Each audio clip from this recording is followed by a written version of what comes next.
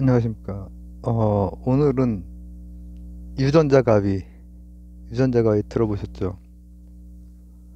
음, 제가 그 학창 시절 때는 이 이과였기 때문에 생물학 이런 것을 공부를 하긴 했는데, 유전자 가위에 대한 그런 것은 이제, 어, 물론 지금 쓰이는 것에 대해서 처음 뭔가 발견하고 특징을 발견해가고 이런 과정들은 제가 학창 시절이었던 그 시기에도 한창 공부하던 그 시기, 이제 80년대, 90년대 넘어오는 그 시기에도 있었어요. 일본에서. 일본이 만만한 나라가 아니죠.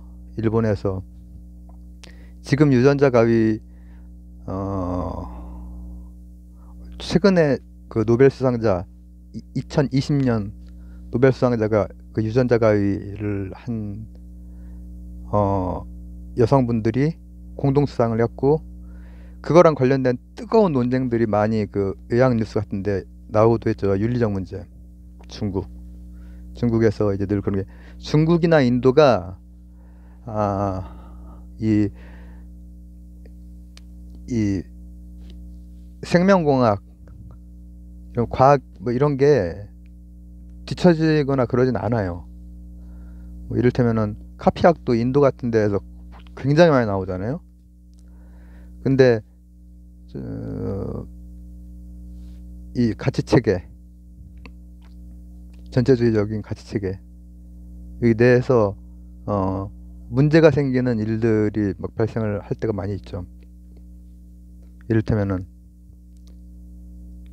이 윤리적으로 사람한테 그걸 해버렸단 말이죠. 사람한테. 그거는 이제 몇 년 전이죠.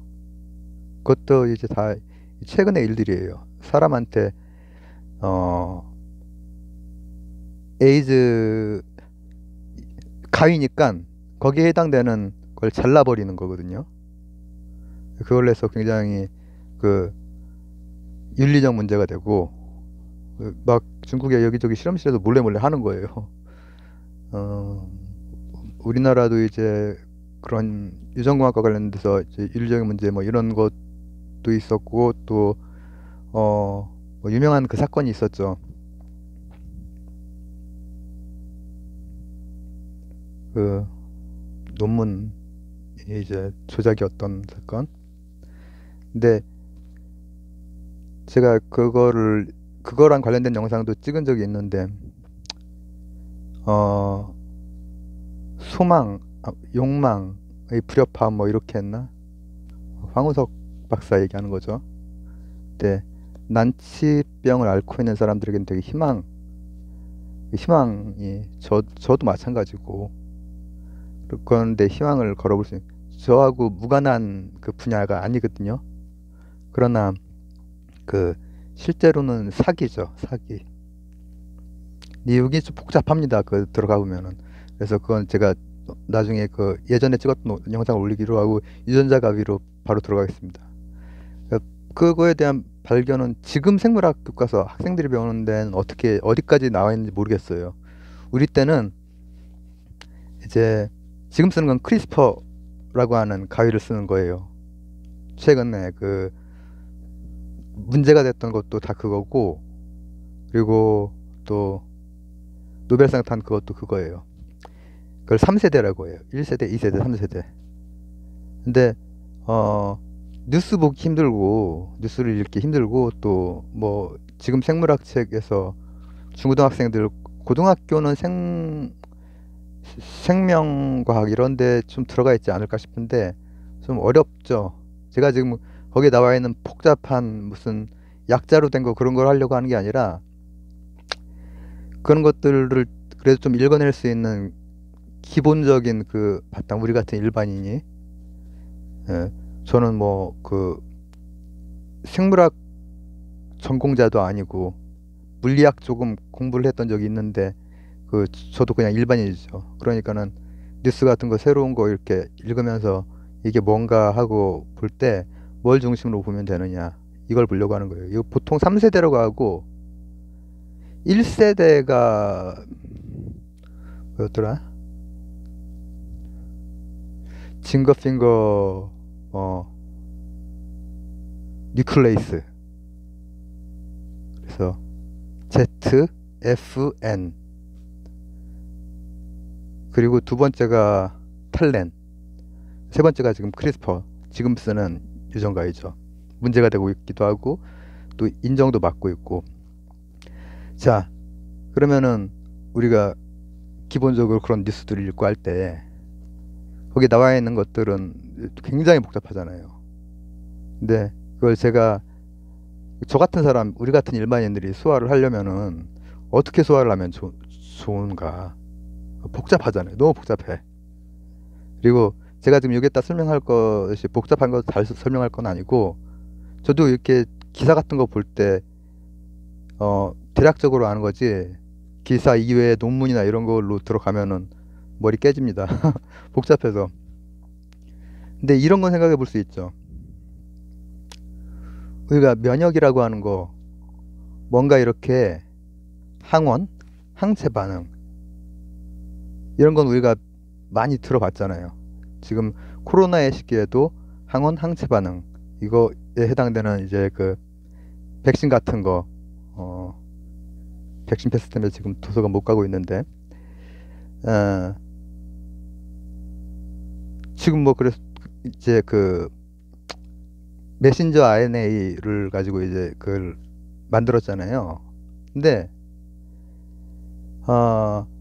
일본에서 처음에 한 90년 앞뒤, 제가 한창 공부하던 시기에 일본에서 먼저 크리스퍼에 대해서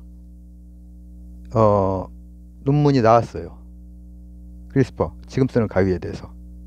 그리고 나서 제가 일본, 네덜란드 얘기를 되게 여러 번 했었는데, 역사 컨텐츠나 IT 컨텐츠나 이런 데서 네덜란드에서 그거에 대한 추가 연구가 이루어지고, 그 다음 뭐 유럽, 뭐 이렇게 미국 이렇게 하면서 지금까지 온 거예요.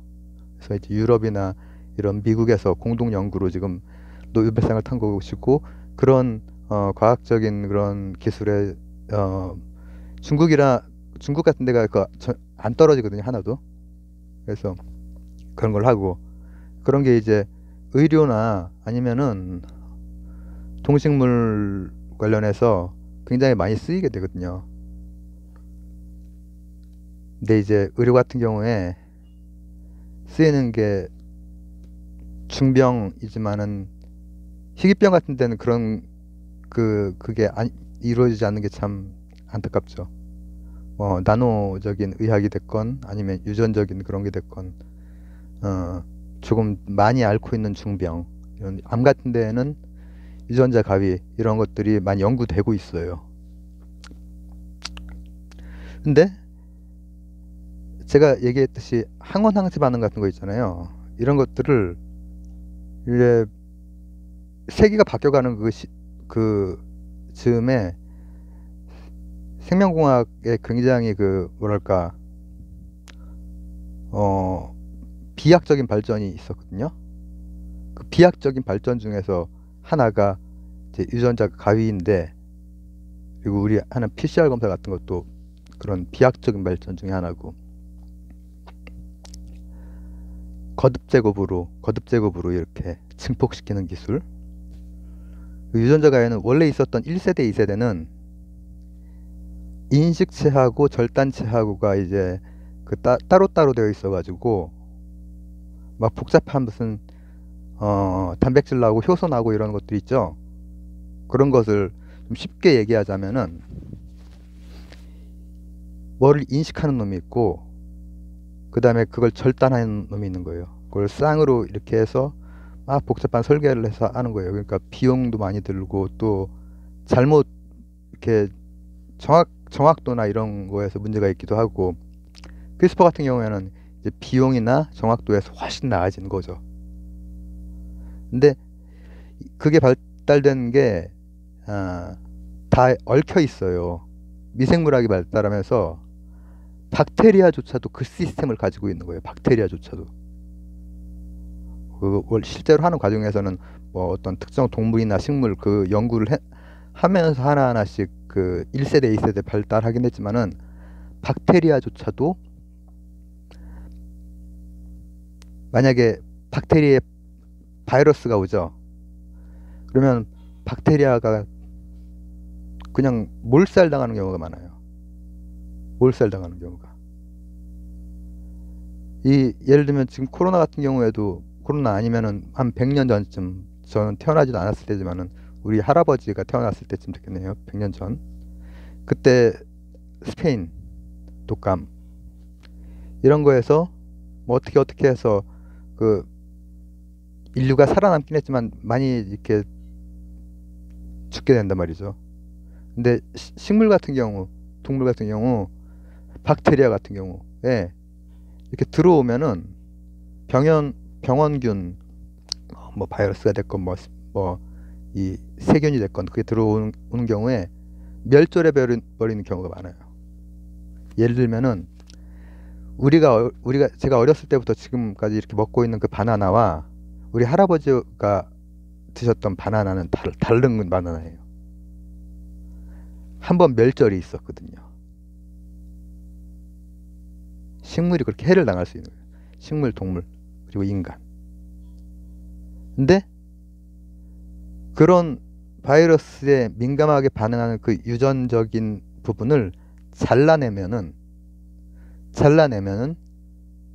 견딜 수가 있는 거예요. 그리고 박테리아 같은 경우에도, 그러니까 사람이랑 똑같지. 대부분은 다 죽지만은 거기에서 살아남은 놈들은 그걸 기억하고 있다가 다음번에 오면은 그것과 싸울 수 있는 그걸 만들어낼 수가 있거든요. 근데 대부분 1차, 2차 뭐 이렇게 올 때는 뭐 효소라든지 단백질 이걸 가지고 인식하고 또 절단해야 될 부분을 절단하는 그 과정을 거쳐죠. 지금 우리가 최근에 뉴스에 많이 나왔던 그런 것들, 최근도 아니죠. 벌써 1년 이상 지난 거죠. 지금이 2022년이니까 2020년에 그게 노벨상 타고 그 앞뒤로 여러 가지 논란이 많았단 말이죠. 근데 어쨌든 그 우리 생명체 사람은 굉장히 이제 그 격가지일 뿐이고, 미생물들, 박테리아, 뭐 균, 뭐 이런 것들, 고생물, 원시생물 이런 게 대부분이란 말이죠. 그리고 그 격가지 중에 뭐 우리가 알고 있는 식물, 동물들이 있는 건데, 근데 메커니즘적으로 굉장히 진짜 하등하다고 생각했던 미생물들이 엄청나게 강할 뿐더러 그런 작용을 하는 거예요. 그래서 거기서 가져온 가위가 바로 이 유전자 가위, 크리스퍼 가위. 근데 그거에 대해서 처음에 이제 일본에서 지금이 2020년, 2020년 한 30년 전에 발견을 하고, 또 네덜란드에서 또 특징을 발견해내고, 그 다음 뭐 이렇게 하고 하다가 세기가 넘어오면서 이걸 가지고 가위로 쓸 수 있는, 뭐냐면은 얘는 혼자서 인식하고 또 절단까지 하는 거예요.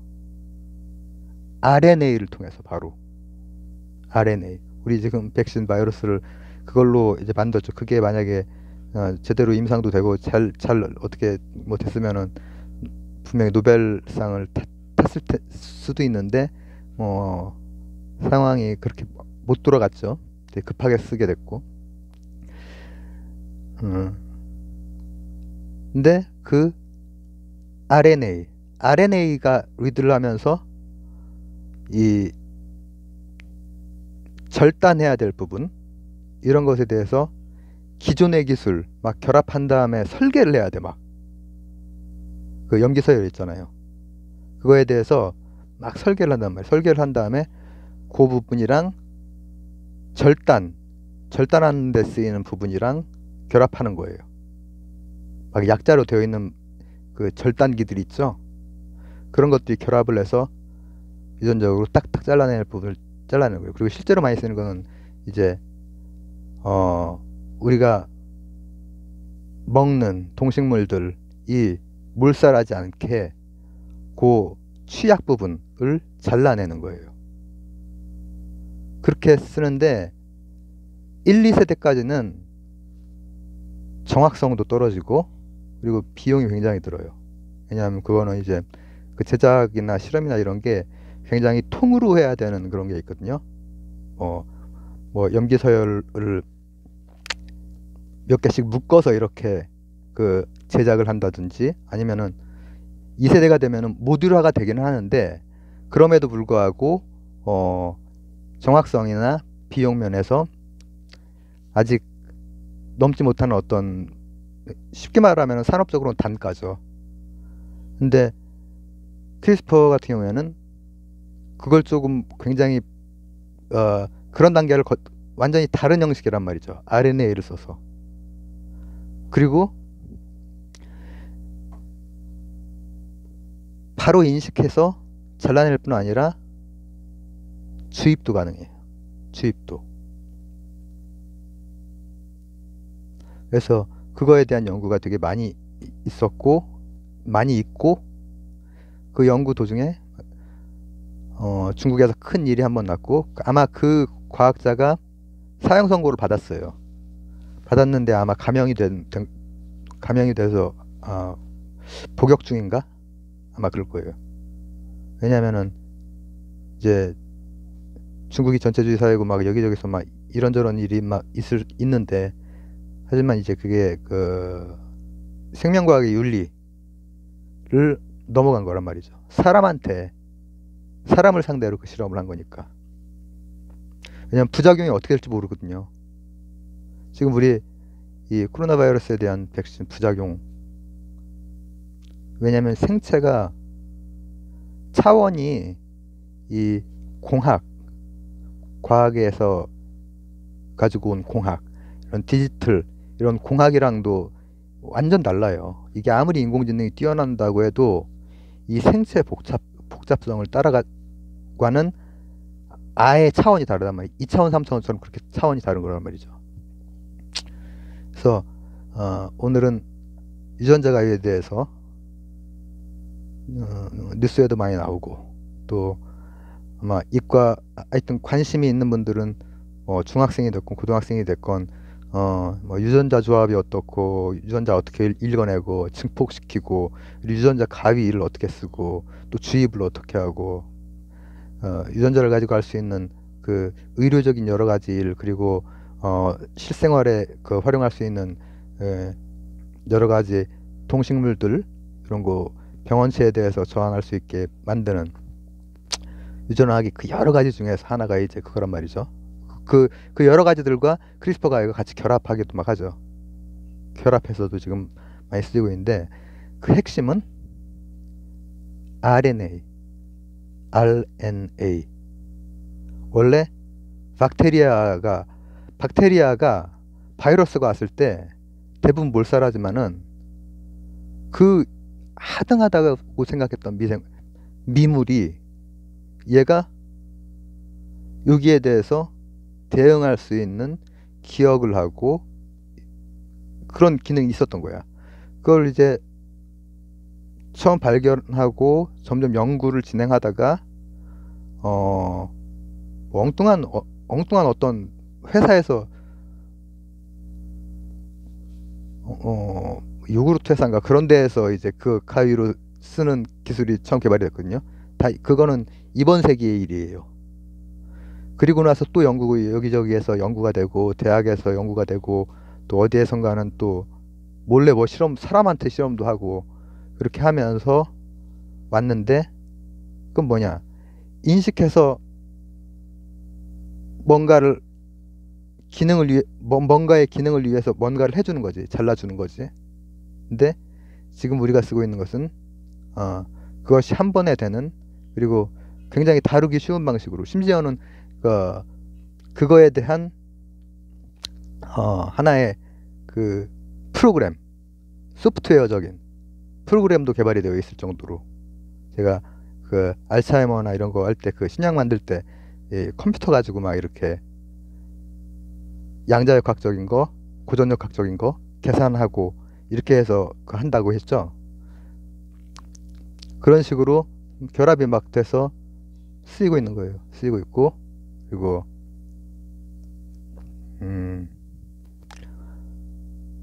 앞으로 그 유전학이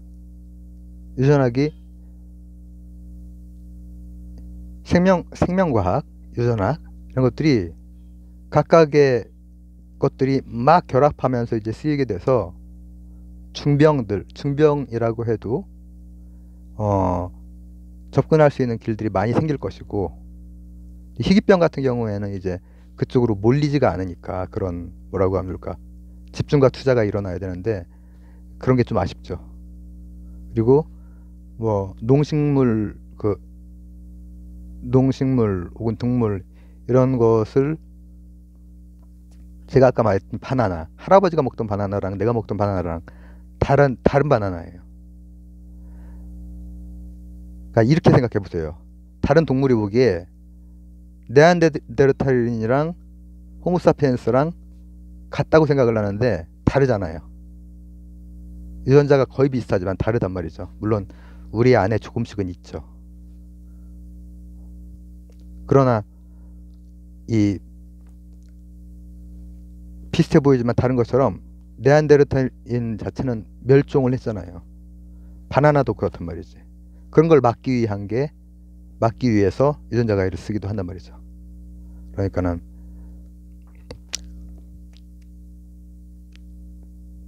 어떤 그 치료 목적에서도 쓸 수가 있고, 또 그런 것들, 그 농식물들의 병충해에 강하게 만들어주는 그런 목적으로도 쓰일 수가 있고. 잘 안 되네, 얘기가. 자, 그래서 오늘은 유전자 가위에 대해서 얘기해 봤습니다. 감사합니다.